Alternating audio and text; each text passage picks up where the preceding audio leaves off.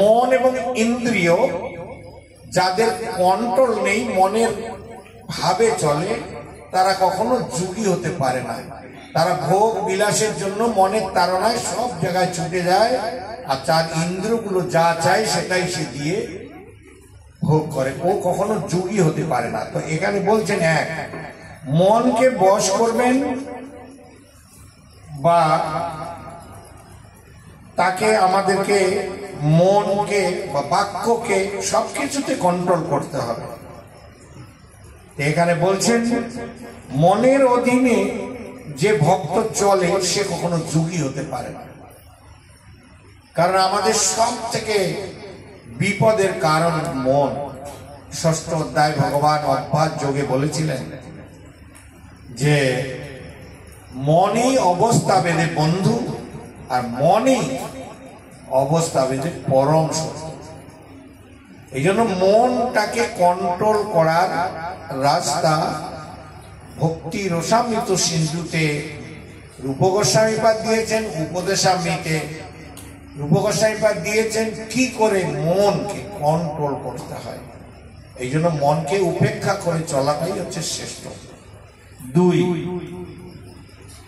তো ভগবত ভক্ত মৃত্যু বিজয়ী। ভগবানের সেবায় তিনি এমনই তন্ময় হয়ে থাকেন, সে মৃত্যুকে ভয় পায় না। যে সাধু মানুষ, ও মৃত্যু বিজয়ী হবে, ও ভয় পায় না কিছু, নির্ভীক। দুই, তিন, শুদ্ধ ভক্ত শ্রী গুরুদেব এবং ভগবানের সমস্ত কর্ম সুসম্পাদন করেন। কারণ গুরু এবং ভগবান যেটা খারাপ পান সেটা তিনি কখনো করবেন না। যত প্রতিজ্ঞা করুক, যত কিছু করুক, গুরু এবং ভগবানের নির্দেশ ব্যতি রেখে কখনো তিনি বাইরে কোনো কাজ করবেন না। গুরু যাতে অসন্তুষ্ট হয়, ভগবান যদি অসন্তুষ্ট হয়, কখনোই সে কাজ সে করবে না। এটাই ভক্তিযোগীর তপস্যা।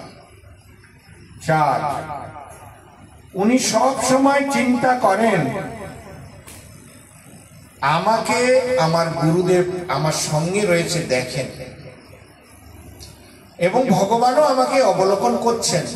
প্রহ্লাদ মহারাজ বলছেন, কি বলেছিলেন, তার বাবা বলছে তোমার ভগবান কোথায়? আমি ত্রিভুবন বিজয়ী রাজা, আমি তোমাকে মারার জন্য এত চেষ্টা করলাম, তুমি মরলে না, তোমার ভগবান কোথায় আছে? নারায়ণ কোথায় আছে?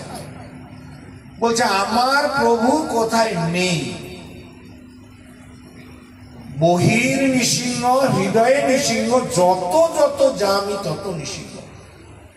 তো সব জায়গায় আমি আমার প্রভুকে দেখতে পাচ্ছি, তুমি অহংকার বশত দেখতে পাচ্ছ না। তাই বলছে পিলারে আছে, বলছে হ্যাঁ আছে, পিলার থেকেই নৃসিংহদেব আবির্ভূত হয়েছে। মানে সব জায়গাতে ভগবান আছে। স্থাবর জঙ্গম দেখে তার, না দেখে তার মূর্তি। সর্ব জীবে হয় ইষ্টদেবের মূর্তি, সমস্ত জীবে ইষ্টদেবকেই তারা দর্শন করেন। এ হচ্ছে বুদ্ধিমান। তো এখানে বলছেন যে আমার গুরুদেব এবং আমার প্রভু, আমার ঈশ্বর ইষ্টদেব আমাকে সব সময় দেখছেন আমি কোথায় কি করি। এক গুরু এক শিষ্যকে বলছেন তরমুজ, কি বলে ওয়াটারমেলন, আপনাদের ভাষায় কি বলে জানি না, মুমফল। হ্যাঁ, তো যাই হোক, তো এই তরমুজ বা ওয়াটারমেলন শিষ্যকে দিয়েছে যে তোমাদের আজকে পরীক্ষা কি, এই তরমুজ আর এই চাকু নিয়ে যাও, এমন জায়গায় গিয়ে কাটবে কেউ যেন দেখতে না পারে, কোনো পাখি বা কোনো কিছু, কোনো জীব যেন না দেখে, এরকম জায়গায় এটাকে কেটে তোমরা নিয়ে আসো, আমান্য করে নিয়ে আসো। তা একজন গিয়েছিলেন, উনি গিয়ে কেটে কেটে তাড়াতাড়ি করে চলে এসেছে, দিয়েছে। তো বলছে হ্যাঁ আমি কেটে এনেছি। বলছে এমন জায়গায় গুপাতে কেউ দেখেনি, ওখানে কোনো কিছু ছিল না, তাই আমি কেটে এনেছি। আর একটা ভক্ত, ও সারা দিন ধরে ঘুরছে, কোথাও এরকম জায়গা খুঁজে পেল না যে কেউ উনাকে দেখছে না। তো উনি সন্ধ্যার সময় এসেছে, ওই যেমন তরমুজ দিয়েছে ওয়াটারমেলন তেমনই এনে গুরুদেবকে দিয়েছে। বলছে কি ব্যাপার হলো?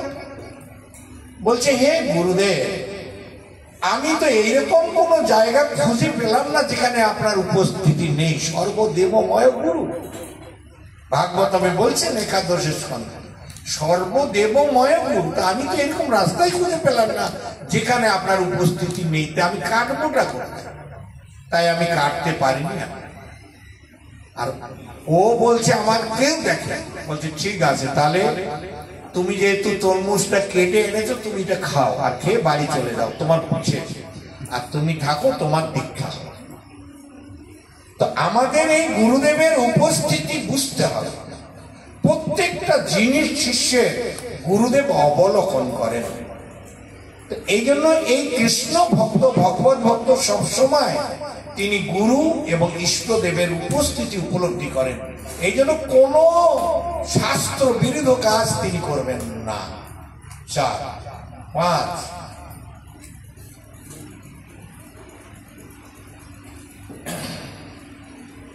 শুদ্ধ ভক্ত কোনো বা কারো প্রতি,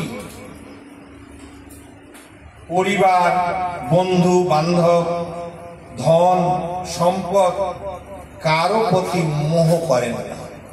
মোহ বুঝেন? মোহ মানে মায়া। যেমন আমরা ছেলে মেয়ের প্রতি মোহ আছে, দুর্বলতা আছে, তো এটাকে মোহ বলা হয়, মায়া।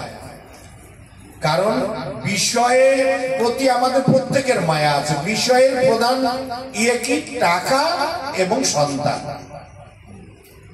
সন্তানের কিছু হলে সারা পরিবার কষ্ট পায়, হ্যাঁ কি না? সারা পরিবার অশান্তিতে ভোগে, সারা পরিবার চিন্তা করে। একজন অসুস্থ মানে সবার ঘুম চলে গেল, বাচ্চা যদি হয়। তো ঠিক এই যে মোহ, কারো প্রতি সাধু মোহ রাখেন না, না বন্ধু বান্ধব, না পরিবারের কারো প্রতি, ধন সম্পদ, বাড়ি, পরিবার, কারো প্রতি তার কোনো মোহ থাকে না। কারণ জানে এগুলো সব অনিত্য, এগুলা কেউ আমাকে রক্ষা করবে না। কারো প্রতি তিনি মোহ রাখেন না। 6,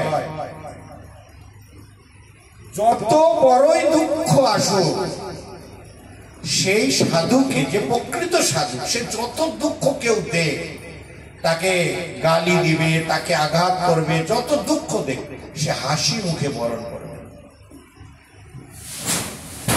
সে মনে করছেন যে আরো এর থেকে বেশি দুঃখ ছিল, ইনার দ্বারাই আমি এই দুঃখ প্রাপ্ত হয়েছি। যে প্রকৃত সাধু সব দুঃখকে সহন করে নেবেন, তিনি কখনো ভাববেন না। এই সাধুর 6টি লক্ষণ প্রকৃত সাধুর পক্ষে এটা থাকবে। যাদের এটা নেই, কেউ টাকা রোজগার করছে, টাকার জন্য কি করছে বা এরকম কিছু যদি থাকে, মানে ও ইন্দ্রিয়ের মনের তাড়নায় সে চলছে, সে একজন মিথ্যাচারী ভক্ত। সে যাই হোক, ইস্কনের সাধু হোক আর যে সাধু, কখনো কোনো কিছুর প্রতি আকর্ষণ থাকবে না। ভগবান পরমেশ্বর, ভগবান সমস্ত ঐশ্বর্যের মালিক, তার নাম করছি, তার ধ্যান করছি, আমার কি অভাব আছে? যে মা বাবার অনেক টাকা আছে, তার সন্তানকে আলাদা করে কোনো চিন্তা করতে হয়? উত্তর অধিকার সূত্রে সে পাবে। মুকেশ আম্বানির ছেলে জন্মগ্রহণ করেছেন, জন্মগ্রহণ করার আগে কোটি কোটি টাকা ওর নামে ব্যাংকে আছে, তো উত্তর অধিকার সূত্রে সে পাবে। তা আমাদের এই ভগবান সমস্ত ঐশ্বর্যের মালিক, তার ইচ্ছনে সব কিছু হয়। ফুটপাতের লোককে রাজা বানাতে পারে, রাজাকে ফুটপাতে ফেলে দিতে পারে, উনার ইচ্ছনে সবকিছু চলছে। তাহলে উনার আমি আরাধনা করছি, আমার কোনো চিন্তা ভাবনা থাকা উচিত, হ্যাঁ কিনা? কতজন মনে করেন যে না আমরা যদি এইসব না করব তো খাবো কি করে, খালি ভগবান ভগবান করব, নাম জপ করব, আমাদের খাওয়াবে কে? যদি চৈতন্য প্রভু যদি চাকরি না করে তো টাকা আসবে না, খাবে। ভগবানের ভক্ত, ভগবান কখনোই অভাব রাখে না, প্রকৃত ভক্ত হতে হবে। কিন্তু আমরা এখনো প্রকৃত ভক্ত হতে পারিনি, কারণ আমাদের অনেক কিছু বিষয়ে বাসনার ভোগ বিলাস হয়েছে, আমাদের তাকানোটাও শুদ্ধ হয়নি। কাকে কিভাবে তাকাচ্ছি, এই জড়জগৎটা এরকমই। আপনি যদি মাথা হ্যাট করে হাঁটবেন, সমাজ বলবে নিশ্চয়ই কোনো বড় অপরাধ করছে, মাথা নিচু করে যাচ্ছে কেন? সমান করে যাবেন, এরকম করে হাঁটবেন, তখন এই এমন করে হাঁটছে তোর মা বোন নাই পৃথিবীতে। আর মাথা উপর করে হাঁটবেন, 2 দিনে কি হয়ে গেল, মাথা উপর করে হাঁটবেন। আপনি কোনটা নিবেন সমাজ থেকে? মুশকিল আছে এই পরিবার। এই জন্য সমাজ আপনাকে গ্রহণ করবে না যদি সাধু হন। আপনি যদি দেশের সেবা করেন বা সৈনিক হন বা সমাজসেবী হন, কোন পার্টির নেতা, বড় বড় কিছু করলে পরে আপনাকে কিন্তু অ্যাওয়ার্ড দেওয়া হবে, বিশেষ গিফট, রাষ্ট্রপতি পুরস্কার পাবেন, আপনাকে প্রমোশন দিয়ে একটা বড় পদ দেওয়া হবে, ঘোষণা করা দেওয়া হবে, আর ভারতের সংবিধানে আপনার নাম উঠে যাবে যদি আপনি জাগতিকের এইরকম কিছু কর্ম দেশের করেন। কিন্তু আপনি যদি ভগবানের শ্রেষ্ঠ শুদ্ধ ভক্ত হবেন, আপনাকে প্রথম অ্যাওয়ার্ড দেওয়া হবে কি দেওয়া হবে? প্রথম অ্যাওয়ার্ড আপনাকে উপেক্ষা করবে, সকলে নিন্দা করবে, এগুলো আপনার মধ্যে আসবে। যত ভালো ভক্ত হবেন ততই আপনি উপহাসের পাত্র হয়ে দাঁড়াবেন। আপনি যদি ফোঁটা তিলক মেরে যাবেন, ও এটা কোটা থেকে এলিয়ান নেমে আসলো, দেখো যাচ্ছে, তো এইরকম সমাজ আপনাকে বলবে। এই ভক্ত ভগবানের হতে গেলে এইরকম উপেক্ষা, তাচ্ছিল্য আপনাকে হিংসা করবেই, কেউ সহ্য করতে পারবে না। আপনাকে ট্রাগেল করতে, প্রত্যেকেই ট্রাগেল করেছেন। ধ্রুব, প্রহ্লাদ, মীরাবাই, কুন্তী, গান্ধারী, তারা, প্রত্যেককে ট্রাগেল করতেছে। মা সীতা, জননী সীতা দেবী, প্রত্যেককে এইভাবে কষ্ট পেতে হয়েছেন। তো এটাই আমাদের জীবনের আধার। যত কষ্ট পাবেন, আপনি যদি যত দুঃখ পাচ্ছেন, তাহলে আপনাকে মনে করতে হবে আপনার ভক্তি শুরু হয়েছে। আর কারো যদি কোনো এই ভক্তি জীবনে কোনো কষ্ট এখনো আসেনি, খুব আনন্দে রিলাক্সে খাচ্ছে, ধেই ধেই করে নাচছে, দারুণ মন্দিরে আসছে, খুব খুশি রয়েছে, আনন্দে রয়েছে, বুঝতে হবে যে আনন্দে রয়েছে, তার জন্য দুঃখ অপেক্ষা করছে। কারণ সুখের আনন্দে দুঃখের জন্ম হয়। এই জন্য আর যে দুঃখে আছে তার জন্য সুখ অপেক্ষা করছে। কারণ এটা ভগবান দ্বিতীয় অধ্যায় 14 নম্বর শ্লোকে বলেছেন, মাত্রা প্রশস্ত কুন্তেয় শীত উষ্ণ সুখ দুঃখদা আগম পাইন নিত্যস্তাম তিতিক্ষস ভারত। তো এই জন্য তা আমরা সকলেই এখানে বলছেন, হে অর্জুন,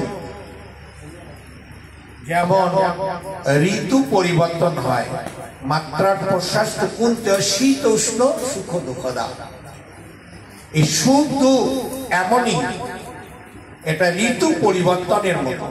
এখন গ্রীষ্ম ঋতু আসবে, তারপরে শরৎ ঋতু আসবে, হেমন্ত আসবে, বসন্ত আসবে, শীত আসবে। ঋতু তুমি চাইলেও পরিবর্তন হবে, না চাইলেও পরিবর্তন হবে। তো ঠিক যাদের সুখ আছে তার দুঃখ অপেক্ষা করছে। আর যাদের দুঃখ ভোগ করছে ওর জন্য সুখ অপেক্ষা করছে। বিধাতা এইভাবে বিচার করে।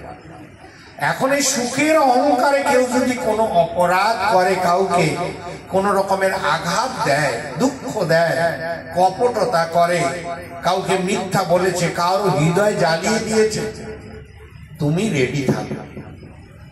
কারো হৃদয় যদি তুমি জ্বালিয়েছো আর যে কষ্ট পেয়েছো, যতবার তোমাকে স্মরণ করবে সেদিন তোমার মেয়ে ছেলেকেও যদি তুমি আঘাত দিয়ে থাকো, সেটাও তোমাকে ভুগতে হবে।